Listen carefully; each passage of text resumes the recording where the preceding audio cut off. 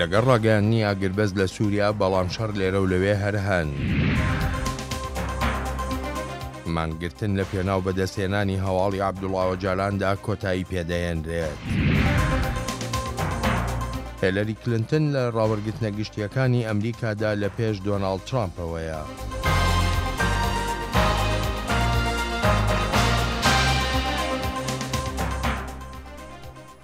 خۆش هاتنەوە بۆ کورد کۆنێکشنێکی نوێ.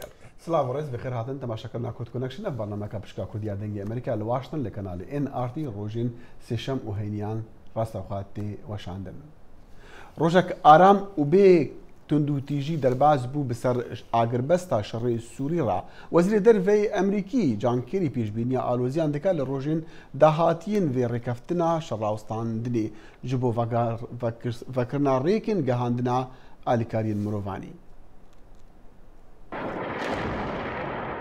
چەند کاتژمێرێک پاش خۆراوەبوونی ڕۆژی دووشەمە ئاگربەستەکە چووە بواری جێبەجێکردنەوە لە سووریا. وەزیری دەرەوەی ئەمریکا جۆن کێری ڕایگەیاند ڕەنگە ئەمە دوا دەرفەت بێت بۆ دەرکردنی ئەو وڵاتە لە شەڕی 5 ساڵەی ناوخۆییدا. منیش ئێستا دەمەوێت دەوەڕوونکەمەوە بۆ ڕەوانەوەی هەموو ئەو گومانانی کە هەن و دەزانن کە گومانەکان زۆرن. لە چەند ڕۆژی داهاتوودا ئاستەنگێکی زۆر دێنە پێشەوە. ئێمە چاوەڕوانی ئەمە دەکەین. من چاوەڕوانی دەکەم و پێم وایە هەموو کەسێکیش ئەمە دەزانێت. بەڵام سەرڕای ئەوە دەرفەت هەیە ئەم بەرنامەیە کاریگەر بێت. سەرکردە لەشکرەکانی رووسیاش دەڵێن ئەمریکا و رووسیان نێوەندێکی هاوبەشی ئۆپراسیۆن دادەمەزرێنن بۆ هێرشەکانیان بۆ سەر تیرۆریستان. هیوادارین ئەمریکای هاوبەشمان هەموو وابەستەیەکانی کە بۆ میکانیزمی ئەم ئاگربەستە پێویستە جێبەجێ بکە. ئاگربەستەکەی کە لە ئەنجامی ڕێککەوتنی نێوان ئەمریکا و رووسیا هاتە ئاراوە هیوایەکی داوە بە خەڵکی کە بێتە خاڵێکی وەرچەرخان و شەڕی ناوخۆی وڵاتەکە کۆتایی پێبێنێت. ئەلبەت هیوادارم ئەم شەڕە کۆتایی پێبێت بەڵام لە ئێستادا نازانین ئاگربەستەکە شکست دێنێ یان سەرکەوتوو دەبێت. ئێمە بۆ هەر کامیان ئامادە دەبین. هەرچەندە من پێم خۆشە شەڕەکە کۆتایی پێبێت. دەمەوێت بگەڕێمەوە بۆ ناو خێزانەکەم و منداڵەکانم ببینم. ئەمە ئاماژەیەکی باشە و پێویستە دەست پێشخەریەک بێت بۆ ئاشبوونەوە و کۆتایی هاتن بە خوێنڕەشتن لە سووریا و هەوڵدان بۆ ئاوادانکردنەوەی وڵاتەکە. هاوکاتی ئاگربەسەتی سووریا سەرۆکی دەستگای مافەکانی مرۆڤی نەتەوەی گرتوەکان زەید ڕعد ئەلحوسێن ڕەخنە لە حکوومەتی سووریا دەگرێت بەهۆی پێشێلکاریەکانی مافەکانی مرۆڤ لە سووریا و دەڵێت سووریا یەکێک بووە لەو 5 وڵاتەی کە بە شێوەیەکی بەردەوام هاوکاریکردنی لەگەڵ لێکۆڵەرانی مافەکانی مرۆڤ ڕەت کردوتەوە.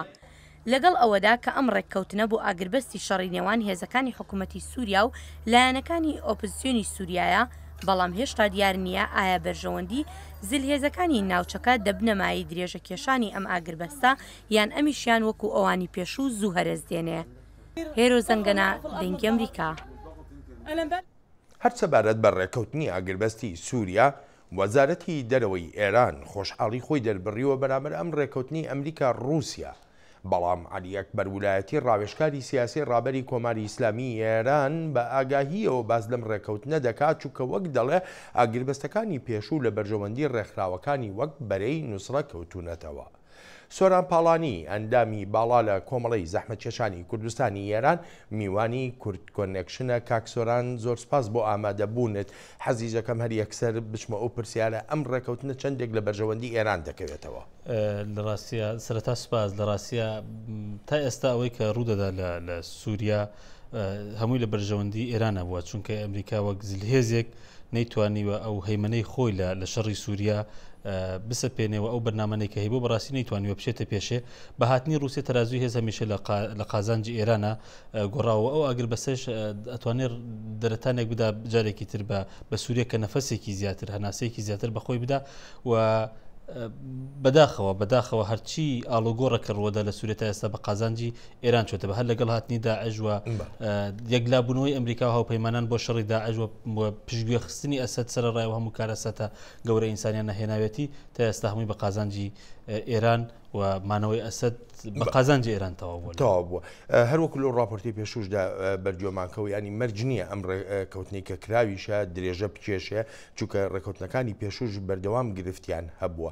حەزبڵڵای لوبنان کە سەر بە کۆماری ئیسلامی ئێرانەوە ڕێکخراوێکی تێرۆریستیش ناسراوە لە وەزارەتی دەرەوەی ئەمریکا چەندێک کاریگەری دەبێت لەسەر درێژە کێشانی ئەم ئاگربەستە لە ناو سووریادا. لە ڕاستە وەک جەنابێکی باسی کرد ئاگربەستەکان و حتا کۆبوونەوە کۆنفرانسەکان نەیتوانین تەجێکی دروست بە چارەسەری قەیران لە سووریا بدا بۆیە حیزبوڵایەکی لەو هێزە کاریگەرانەیە کە شەڕی نیابەتیەکە لە سووریا و یەکی لە پایەگا ئەستەکانی مانەوەی نظامی ئەسەدەوە ئەوان نیانشاردنەوە کە هەموو تەمویلەکانیشان لە ئێرانەوە ئەمانە بەرەیەکن کە سەرنجام هەمویان بەرژەوەندیان و چارەنووسیان پێکەوەی بۆیە من پێم وایە ئەم ئاگربەستە ژۆک ئاگربەستەکانی تری درێژە ناکێشێ شتێکی کاتی ئەمریکا هەموو هەوڵێکی خۆیدا بە حکمیەوەی کە ئەم کابینە لە کۆتایەکەیەتی و هەڵبژاردن لە پێشەکە جۆرێک لە ئارامی بە سووریە بدایە جۆرێک لە هاوسەنگی بهێنێتە کایەوە کە بە قازانجی خۆی تاوە بێ بەڵام هێزە تونڕەوەکان کە لەوێ حاکمن و یەکێ لەوانە مەسلەی خودی حیزبوڵایە و چارەنووسی حیزبوڵایش بە سووریەوە بەندە چونکە سووریە وەکو نقطە کۆتایی استراتیژی ئێران ئەگەر بڕوخێت حیزبوڵات ئەکەوێتە مەترسیەوە بۆیە من پێم وانێ بتوانێت زۆر ئیدامە بکێش بۆ تورکیا چۆن تورکیا ئێستا لە ناو خاکی سووریادایە شاری جەرابلوسی داگیر کردووە خۆی دەڵێ بۆ پاراستنی سنوورەکانی خۆیەتی و بەڵام ئەگەری چوونە قوڵایی زیاتری ناو سووریاشی بە دوور نەزانیوە تورکیا دەبێت بە فاکتەرێک بۆ درێژە کێشانی ئەماگربەستە تورکیا ئێستا هەموو ئەجندای تورکیا لە ڕاستە مەسلەی بەشار ئەسەد نییە ئەوەی بۆ تورکیا مهمە مەسلەی کوردەکانەوە ئەو ناوچانەیە کە ئەوێ دەستی بەسەرا بگرێ و دوورخستنەوەی کوردەکانە لەو ناوچانەی کە دەستیان بەسەراگرتەوە بۆیە ئێستا ئەجندای سەرەکی نەک لەگەڵ مانەوەی ئەسەد یا ڕۆیشتنی ئەسەد نییە کە یەکێ لایەنە بەهێزەکانی پاڵپشتی ئۆپۆزیسیۆن بۆ ئەوەی ئێستا کە بەرچاوی تورکیای گرتووە کوردەکان و هەموو توانای خۆی بەکاردێنێ بۆی بتوانێت ئەو ناوچانەی کە کوردەکان بەدەستیان هێناوە پاشەکشیان پێ بکایە هێزی خۆی لەو ناوچانە بسەپێنێ ئەو ناوچە استراتیژیانەی کە بەدەست کوردەکانەوەن پاشەکشیان بۆ پێ بکە بۆیە بە بڕای من نقطەی بەهێز یا با بڵێن ئەجندای سەرەکی تورکیا ئێستا لەو خاڵەوە سەرچاوە ئەگرێت کە تا چەند بتوانێت هەیمەنەی خۆی بەسەر ناوچە کوردیەکانەوە پاشەکشە بە کوردەکان بکە ئەمە پێشتر لە زاری وەزیری دەرەوەی عەرەبستانی سعودیە گوێمان لێبوو کە دەڵێ کوردەکان بە تایبەتی یەپەگە نابێ شەڕی ناو سووریا بکە و شەڕی دژی تەنانەت دەوڵەتی ئیسلامیش وەکو وەزیری دەرەوەی عەرەبستانی سعودیە دەڵێ لەبەرەوەی کوردەکان تێرۆریستن و سەر بە پارتی کرێکارانن پێ دوایە ئەمە گۆڕانێک لە هاوچەشەکەدا دروستکار لە ناو سووریا لە ڕاستیە سووریا بووتە شوێنێک بۆ یەکلاکردنەوەی ململانێ ناوچەی هەرێمیەکان یان ناو دەوڵەتەکان و لەمەدا هەر هێزێک یاریکەرێکی سەرەکیە بۆ خۆی و هەر هێزێک پاڵپشتی کۆمەڵی هەر هێزێکی هەرێمی یان نێودەوڵەتی پاڵپشتی هێزێکی داخلی لە سووریاکە بۆیە بەڕاستی ئەم ئاگربەستە ناتوانێت استقرارێک بێنێتەکایەوە و ناتوانێت ئارامێک بێنێتەکایەوە بۆیە بە بڕای منی سعودی بەدوای بەرژەوەندەکانی خۆیان ئەگەڕێ و کوردەکان لە ئەجندای استراتیژێتی سعودێنین ئەو هێزانەی کە بەداخەوە لە ئەجندای سعودێن کۆمەڵی هێزی ڕادیکالترن کە لەگەڵ کوردەکانیشە لە کێشە و ململانیان بۆ ئەمانە هەمووی کۆمەڵە فاکتەرن دەسەدەنە دەستیە کە سعودی هەڵوێستێکی وا بنوێنێ و ڕەنگە بەشێکی لەبەر خاتری دڵی تورکیە بێت چونکە سعودیە سەرنجام تورکی بۆ مهمترە تا کوردەکان و ئەو هێزێکی کاریگەریشە لە پاڵپشتی ئۆپۆزیسیۆنی سووریا و ڕەنگە هەر ئەم عادلانە بێت کە هەرێک ئێوێ بەشی خۆی ببە و هەر کەسێکیش ئێوێ دڵی هاوپەیمانە بەهێزەکان یا وڵاتە بەهێزەکان بخۆشکە لە سێگۆشەی نێوان مۆسکۆ تاران ئانکەرەدا مۆسکۆ بەلای تارانە زیاتر داعشکێنەیە بەلای ئانکەرەدا زۆر بە کورتی پێم وایە زیاتر بەلای ئێرانە چونکە ئێران هاوپەیمانی استراتیژی ئێران ملکەتی رووسیایە ملکەت لەگەڵ هێزێکە بێ ململانەی لەگەڵا بکە بەتایبەت هێشتا رووسیا دڵی بریندارە لە تورکیاوە نەیتوانیوە ئەو ئەعتیبارە یا با بڵێ ئەو متمانە بەدەست بێنێتەوە لە تورکیا نەیتوانێت و متمانە بەدەست بێنێتەوە ئەعتیبارە لە ڕای رووسیا بەدەست بێنێتەوە چونکە تورکیا هێزێکی زۆر کاریگەرەوە بەرژەوەندەکانی ئەم دوو وڵاتە لە سووریا دوو بەرژەوەندی یا دوو ئاراسەی دژبەیەکن کە زۆر جارێ ڕەنگە نەتوانێت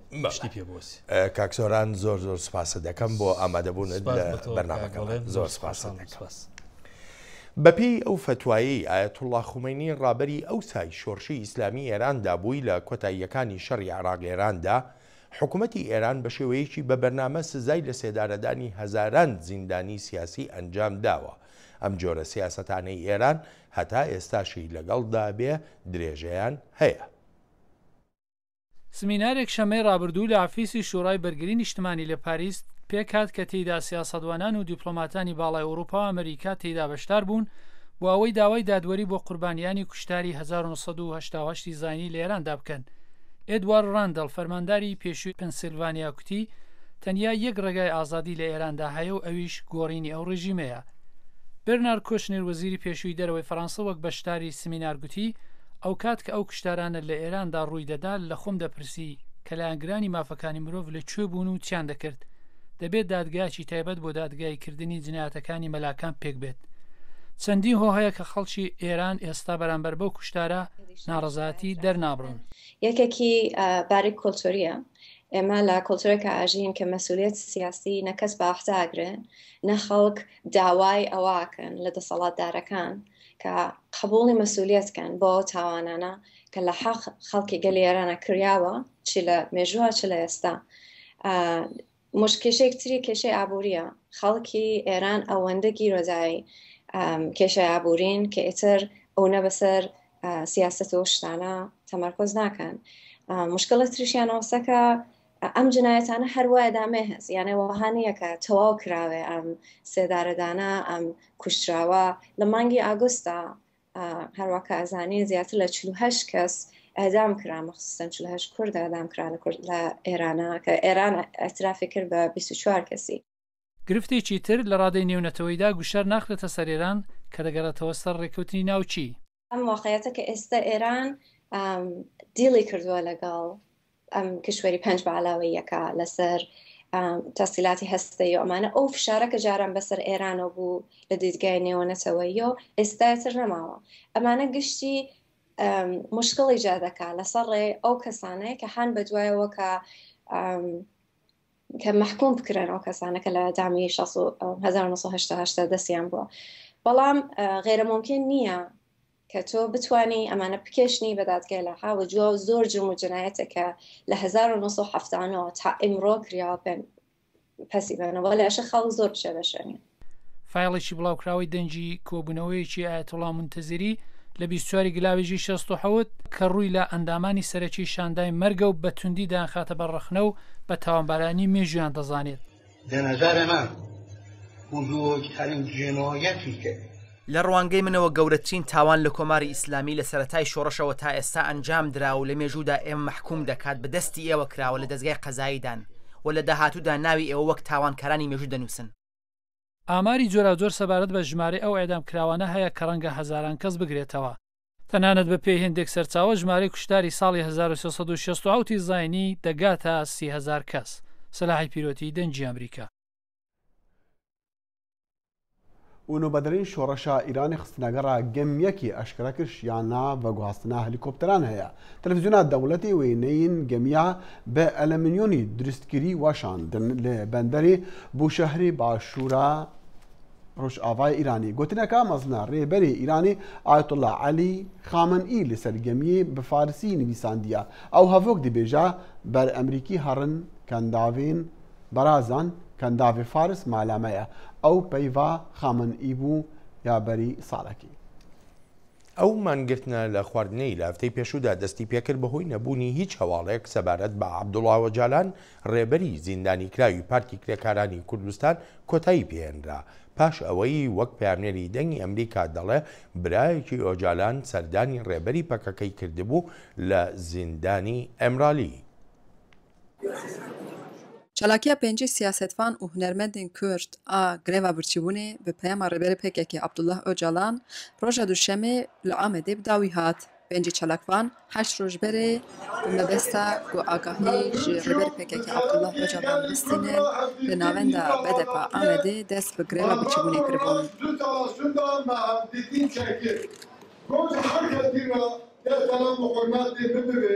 برای عەبدوڵڵا ئۆجالان مەحمەد ئۆجالان ڕۆژە یەکشەمێ بە بریارە وەزارەتە دادێ چوو گراوە ئیمرالیە ئولور بە عەبدوڵڵا ئۆجالان را هەفدی ترێک پێکانی.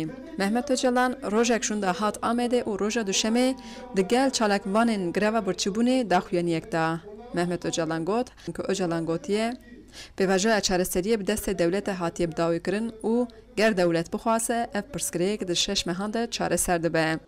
Rast me yani du sala şunda me dü evdîtin bi serokra çekir fiziki olarak me pir baştı ideolojik olarak zaten baş bu psikolojik olarak her tiştihar hem rast ve hem baş bu. Bu em dixwazin ki mesela Kürt bitişteki demokratik şeklinde çareser bırakıyor. Eğer devlet bu kazasa, devleti Türkiye bu kazasa, am dişaş mağada kanun mesela Kürt çareser bikin. Bir rastı bir yetkiliye havarın, danustandına em bikin, nasında danustandına go.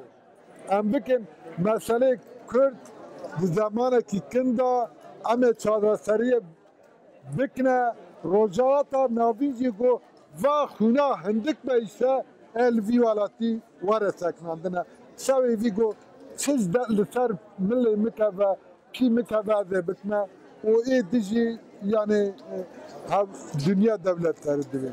راستی ام پنجی کس کتبون به گروه آگاهی مشترکاتیستن ام گله کی کفاشن آسندا مدام عید پیروز نکن لی ایرو دراجی بو عیدامه ام جشن خو پیروز کن همه کسی ام جشن پیروز خەجیجان فارقین دەنگ ئەمریکا ئامێد دوو مەهمانە ji bo hilbijartinên serokatiya Amerîka û hêşta Nemzeta Demokratan xanim Hillary Clinton li pêş hevrekê xwe Komarî Donald Trump di piraniya rawergirtinên giştî de lê diyar e Trump denîveya Trump ji bo serketinê wê bihêztir be li demê ku şarezeha pêşbîniya guhartina dikin di rawergirtinan de.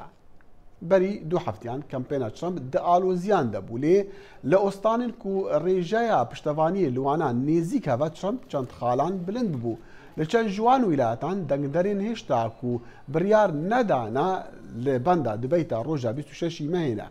Nexweşiya berî du rojan ya xanim Clinton neçar kir neşte civîna Kalîforniya û guman xiste ser saxlemiya wê sirinç li ser Hindiya ka Trump wê bikaribe dengên xaniman reş û xelkê bi asl Amerîka Latîn bi dest vebîne yan jî Clinton wê serketî be di berdewamiya rakêşana piştevaniya wan de. هێرشە تێرۆرکاریەکانی 11 سەپتەمبەر بەردەوام لە یادەوەری هاوڵاتیانی ئەمریکاییدایە. ڕۆژی یەکشەممە پازدەمین ساڵیادی ئەو هێرشانەی ساڵی 2001 بوو کە هەزاران کەسی تیادا کوژران. وڵاتە یەکگرتووەکانی ئەمریکاشی خستە ناو درێژترین شەڕەوە لە مێژووی ئەمریکادا. لە خوارەوەی مەرهاتن تا پێنتاگۆن ڕۆژێک لە یادکردنەوەی بەردەوام بوو لە شەڕی دژ بە تۆرۆریزم. ژەنڕاڵی خانەنشینی مارین جان ئەڵەن دەڵێ ئەوەی کە ئێمە لە چوارچەوەی ڕەوتی تێرۆریستی جیهانیدا ڕوبەڕووی دەبینەوە گرفتێکی درێژخایەنە کە بە کێشەکانی کۆمەڵایەتی ئابووری و ڕامیاریەوە لە سەرانسەری ناوچەکە و جیهاندا گرێدراوە کە ئەو جۆرە ڕادیکالیزمە بەرفراوانی دروست کردووە لە درێژایی ساڵاندا گروپ لە دوای گروپ سەریان هەڵداوە. کارۆدەستانی وڵاتەگرتوەکان دەزانن مەترسیەکە پەرەی سندووە. کە دێتە سەرپاراستن دژ بە هێرشێکی تر لە دەرەوە لە شێوەی 11 سپتامبر ئێمە ئاسایشمان زیاترە. ئێمە لە کەشێکی نوێدان کە دەبێ ئامادە بین لە بەرەنگاربوونەوە و ڕێگاگرتن لە هێرشەکانی جۆری گورگانە. ڕەخنەگەران لە بەڕێوەبەرەتی ئۆباما خوازیاری وڵاتەگرتوەکانی بەهێزتردان لەسەر شانۆی جیهاندا.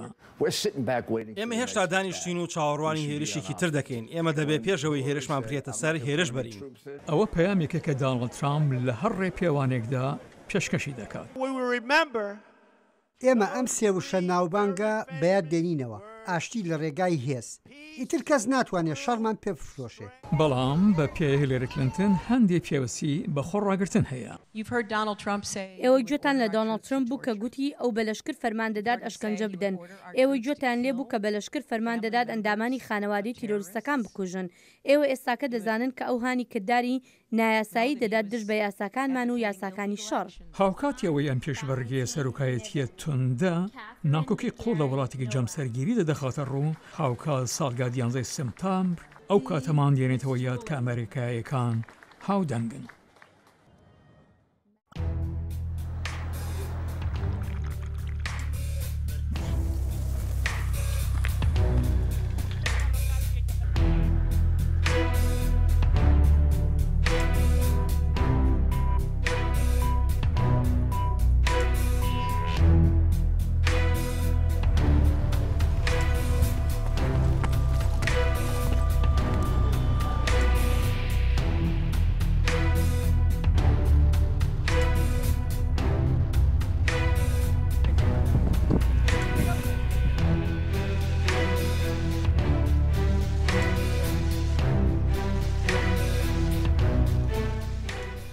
بدهان پەنابەر دوشەمبێ ژقایقین پڕی سوار لە دەریا ناڤڕاستدا هاتنە ڕزگارکردن دە بەردەوامیە کارین ڕزگارکردنیدا لەوان چەند ڕۆژین داوی هێزین نۆبەدارن یین بەڕەوان یان بەرە ئاوان یین ئیتالی 305 کەس ژقایقین چوپی ڕزگارکردن ئەو پەنابەر دەڕێکا کوژبەریە دەنە بەرەف وڵاتین ئەوروپی لە ڕۆژا شەمیە نۆبەداران 2300 کەس ڕزگارکردن لە ڕۆژا یەکشەم 1100 ji demê ku derbasbûna penaberan ji Tirkiye beref İtalya hatî rawestandin İtalya bûya qonaxa mezintirîn krîza penaberan ji şerê duê yê cîhanê were. Ajansa penaberan ya netewê nêgirtî dibêje heta dawiya mehaborî 100,000 penaber gihane İtalya.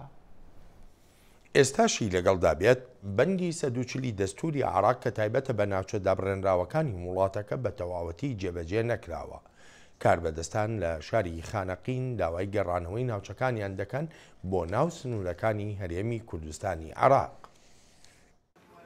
چالاکوانان و نوێنەرانی گەنجانی حیزب و لایەنە کوردیەکان لیژنەیەکیان بۆ فشارخستنە سەر دام و دەستگا حکوومیەکانی هەرێم و بەغدا دروست کردووە و داواکاری سەرەکیان دەرکردنی بڕیاری گێڕانەوەی خانەقینە بۆ سەر هەرێمی کوردستان. ئەمەش بن ئەوەیە گەڕانەوەی خانەقین و کەرکک و هەموو شارەکەی شارەوانی کوردەکان کە دابراون لەسەر هەرێمی کوردستان بیگەنێ بۆ سەر هەرێمی کوردستان. خانەقین ئیدارەکەی سەر بە حکوومەتی عێراقا بەڵام بەشێک لە فەرمانگە حکوومیەکانی سەر بە حکوومەتی هەرێمە و ئەمنیەتی شارەکەش لە ساڵی 2023ەوە لەلایەن پێشمەرگە و هێزە کوردیەکانەوە بەڕێوە دەبرێت و چارەنووسی قەزاکەش کە ناوچەیەکی جێناکۆکە بەستراوەتەوە بە مادەی 140 دەستوری عێراقەوە. داعشنامەیەکمان ئاراستەکردن بۆ ئەوەی خانەقین بگەڕێتەوە سەر هەرێمی کوردستان دیارە ئێمە هیچمان لە شارەکانی ترکەم نییە و حەقی خۆمانە ئەو داوایش بکەین و هیوادارمی داعشنامەکەمان بەرز بگرێتەوە و گوێبستی داواکەمان بن.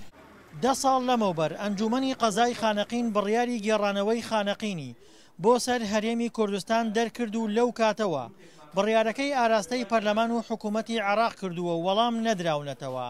گروپی گەنجانی خانەقین کە داوکی لەوەکەن خانەقین بگەڕێتەوە سەر هەرێمی کوردستان ئێمە لەلایەن ئەنجومەنی قەزای خانەقین پێشوازیان لێکرا و پشوانیان لێبین لەبەر ئەوەی ئەنجومەنی قەزای خانەقین بە بڕیاری 130 لە 21 هەیشتی 2006 ئێمە ئەو بڕیارمانە ئارستەی حکوومەتی عێراقی ئارستەی پەرلەمانی عێراق کراوە ئارستەی حکوومەتی هەرێم کوردستان کراوە بۆ ئەوەی خانەقین بگەڕێتەوە لەبەرەوە خانەقین شارێکی کوردستانیە بۆی خانەقین بگەڕێتەوە سەر هەرێمی کوردستان بەڵام بە شێوەیەکی یاسایی ئەو کاتە خوددا نەزانن مادەی 140 هاتە پێشەوە بۆیە ئەو مۆزوعی ئەو داخوازیەی ئەنجومەنی قەزای خانەقین دواخرا ئێمە ئەمڕۆ ئەم گەنجانە ئەم خوێنگەرمانە ئەوانی سەر داکۆکی لە مافی هاوڵاتیان خانەقینەکەن ئێمە پشتیوانیان نەبین وەکو ئەنجومەنی قەزای خانەقین وەکو جەماوەری قەزای خانەقین بۆ ئەو مافە ئەبێ بگەڕێتەوە لەبەر ئەوەی بەڕاستی مەسلەی مادەی 140 زۆر دوورخرا. بەپێی ئەو ڕاپرسیانەی لە ڕابردوودا ئەنجام دراون زۆربەی دانیشتوانی قەزای خانەقین کە کوردن لایەنگری گێڕانەوەی قەزاکەیانن بۆ سەر هەرێمی کوردستان بەڵام دانیشتوانی ناحیە و گوندەکانی دەوروبەری کە عەرەب و تورکمانن لەو ڕووەوە گرفتیان هەیە. دڵشادەنوەر دەنگی ئەمریکا پارێزگای کەرکووک. ولێرە لە واشنگتن نوێنەرەتیە حکوومەتە هەرێما کوردستانی سمینارێک ji بۆ سەرۆکی ناڤەندا لێکۆلینن ڕۆژهەڵاتە ناوین دکتۆر دلاوەر عەلاءالدین ڕێخست وی باوریاخوا لەسەر شەڕی ڕزگارکردنا مووسڵیش ئامادەبووان ڕا خۆیاکر و هەروەسا ڕەوشە هەرێمی پشتی وێ ڕزگارکردنی. ئۆپەراسیۆنە ڕزگارکردنا باژارێ مووسڵێ بەردەوامە و هێزین پێشمەرگەین هەرێما کوردستانە عێراقی دەوێت چارچوێدا هەن پێشکەتن بەدەستخستنە و هێنجی پێش دەکەون. لێ ڕزگارکردن تەنێ هەمی کێشەیان چارەسەر ناکە. پشتی ڕزگارکردنێ ji bilî proseyeke siyasî ji bo hevhatina aliyên Iraqî pêwîstî bi dadmendiyekî heye ji bo nû avakirina baweriyê di navbera xelkên herêmê de li gor nivênera Herêma Kurdistana Iraqê li Amerîka beyan Samî Abdurrahman. Rastî gelek zehmet e xelkê genocide bi ser hatî dîsa vegerihê mala xwe û cîranê xwe re bieyîşe. ئەوێ سەرێ وان برین ئەوێ برایت وان کوشتین ئەوێ قیچکێت وان اختتاف کرین هەنەکەشوان جیرانێت وان بوش بەرێکێ بزەحمەتە شوان ڕڤەگەرهن جبر vê ez dibêjim lazim e edalet hebe. Serokên avanda Rojhilata Navîna Lêkolînan Dîktor Dîlawar Eleddîn divê derbarê de dibêje pêwendiya Amerîka li gel Kurdan roleke berbiçav dilîze lê xemên wê hene li dor nakokiyên Kurdan bixwe û kêşeyên Herêma Kurdistana Iraqê. Kurdan Eleddîn dibêje pêwîstî bi lobiyeka Kurdî heye li Amerîka. لۆبی کوردی ئێستا زۆعفێکی بەخۆیەوە دیوە مستاقیەتی کوردی تۆزێک لاواز بووە دەنجی ناڕزایەکان و دەنجی خەڵکی نارەکان زۆر بەقووەت بووە ئەوە پێشتر دەماندید وەزی کورد زۆر باش بوو بەعکسەوە بوو بەس دەبێت لەمە دووە ئیشمان قورستر بوو دەبێت ئیشی زیاتریش بۆ بکەین بەس من گەشتبینم چونکە هەتا ئێستاشی لە گەروی لە ناو ئیدارەی ئەمریکی عەتفێکی یەکجار زۆر هەیە لە گەرمان دەبێت سوودی لێ ببینین. دادمەندیە کۆقەت بە شەر و بکاراننا هێز و چەکان ناهێتە سەپاندن divê میکانیزmek jê re hebe. Xanim Ebdurrehman dibêje welatên mezinên cîhanê dikarin tevlê bibin bi riya dadgeha navnetewiya gunehkariyan û dadgehên xwecihî li Iraqê û Herêma Kurdistanê. Me divê du tişt hebin. Tiştekî nêvdewletî yanî ICC International Criminal Court û tiştekî dijî li Iraq û Kurdistanê. Me divê dadgahê me خەڵکی دژی ببەن دادگا محکەمێ بوان بکەن ئەوێ ماڵ تالان کرین ئەوێ قیچک برین ئەوێ اختیتاف کرین ئەم کارن دو بەشادە لە عینی وەختە سەروی بشغڵین. ناکۆکیên pir yên Daeş di navpêkateyên civakê de çandî rewşek afrandiye ku têda birêvebirina karûbarên bajarê Mosilê piştî rizgarkirinê bi giringiya xwe nekêmtire ji proseya rizgarkirinê bixwe ku ev bû demeke dest pê bûye. Salih Demîcer, Dengê Amerîka.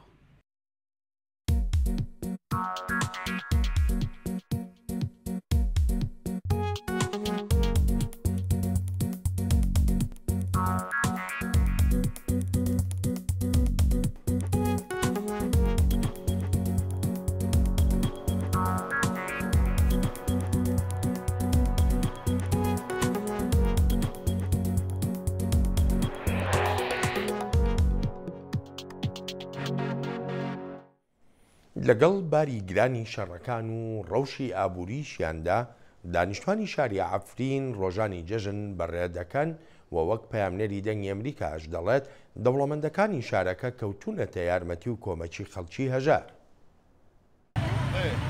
پشتی تەبگەرە سووکێ و کردنا تشتان بەری جەژنێ ژن عەفرینێ شێرانیە جەژنێ بە ئاوایەکی دەستپێکی چێ دکن. تەوی بەهابوونێ و خەمگینیە وڵاتیان لێ کومبە و مەحمیل لە هەن ماڵان هاتن چێکردن. چێ دەکردن سەر سێلێ سائر ماوەڕ vê dixist me dîdin ser me çê dike me taş tek çê dikirin paşê dinê kere me çê bû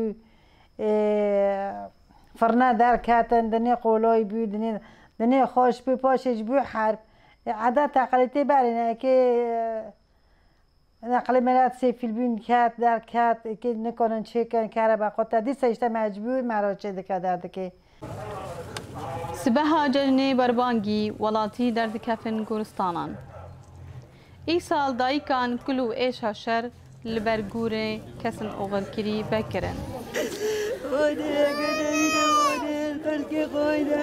ایده برای سو بو یورم باب بو کار مسخره بو يورم شي بشابين بو وبتستو حلوتي وتستو نوكم قريشينا أسقط عيش صعب ابني استشهد بالشيخ أول الشيخ مقصود هاد كشتن ج أشرفه بو جمن هاد دور كرن من خواست هروش سردانوي كربايا ليش من دور هاد بشارتن أم هاتين بريدا مجلك نخوشي ديتن دورة جهكي پر دورة دلي من شاوتيا دلي هميا شاوتيا قلنا حوان مريان چبو ناوی جشنی جو قربانی تی جبرویه که ولاتین دولمند قربان خاد کن و پارین وی بخلکی خزان را پار ودکن. وی قربانی دکن شول بچول. بگونه ابراهیم خلیلو دوی مرو مایی حتی نکو هم دکن هم لفقرو بالو دکن سی خستو بالو دکن خستو که بخود بن و هم ایدوی ددن فقرو دماری نکنه بکردار و چول جی بهو بینه کس پی پر نکنه بکه تەوی ئالۆزیە شەر و ئاستانگیên jiyanê lê xelkê Efrînê yawaş yawaş hawl de vegere jiyana berê û pîrozbahiya cejnê qurbanê ji nûva jîn bikin. Emîna Misto, Dengê Amerîka, Efrîn. Bîviya demên xweş em xatirê ji xwazim ta roja heynî. Xuda hafiz. Her şad bin.